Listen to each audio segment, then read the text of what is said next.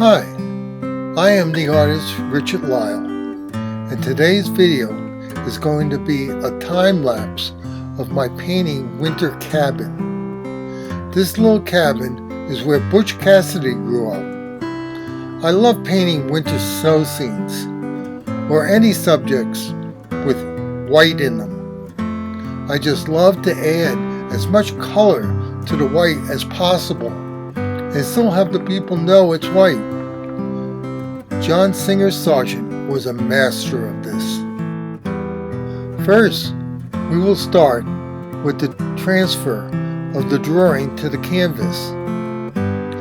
Then, I will start to block in the underpainting. In this painting, I did a whole underpainting with reds and oranges.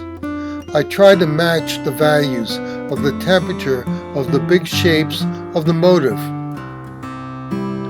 Now I start to block in the big shapes with the local color or dominant colors. I do this as fast as I can. At this time I add white and medium to my colors. With the underpainting I only use thinner and let the white of the canvas set the value. As you tried to block in big shapes as fast as possible, you need to stop for a moment and check your composition of the painting to your motif. You do not need to make your painting composition exactly the same as your motif, but you need to make sure your painting's composition is as good or better than your motif. Your corrections are often easy to fix as you refine the painting. You are an artist and go with your feelings.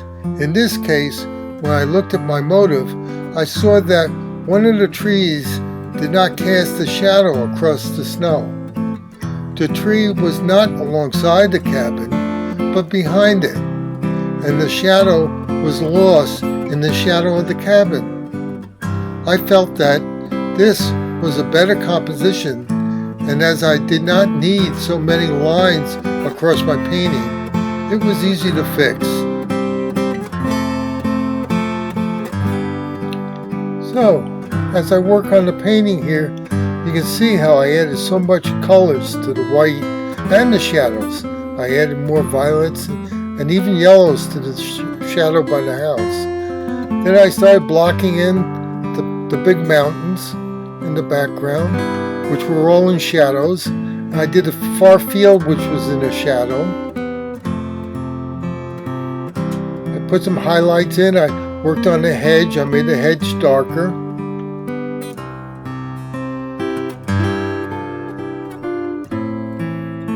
Put some smoke coming out of the chimney. Then I started working on the trees, adding branches to the trees in the foreground.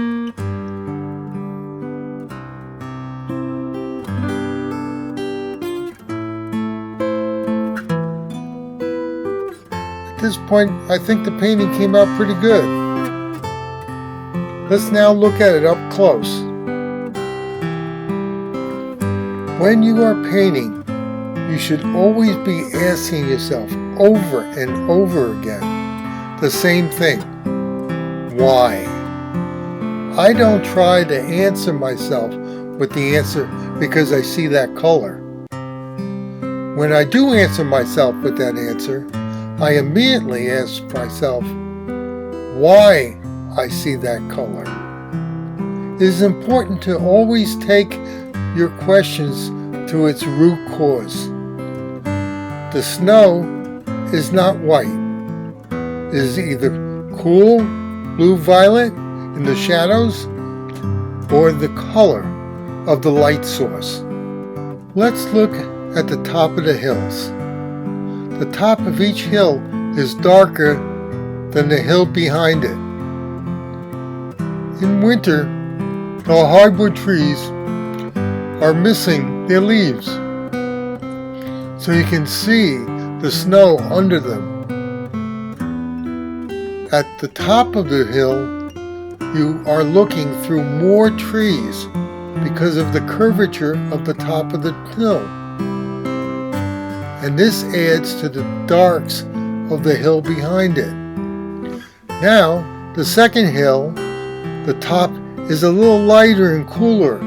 Remember, things get lighter and cooler as they go further away. Now the third hill gets lighter because the light source is behind it, and the light shining through the trees overwhelms the darks of the branches. Now, the top of the first hill, with the sky behind it, is still a little darker than the hill below it.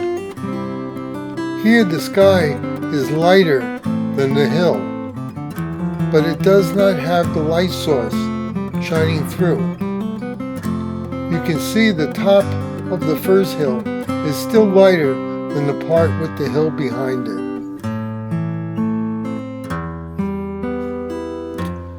Hope you liked the video, and don't forget to give it a thumbs up and subscribe if you liked it. Have a very nice day.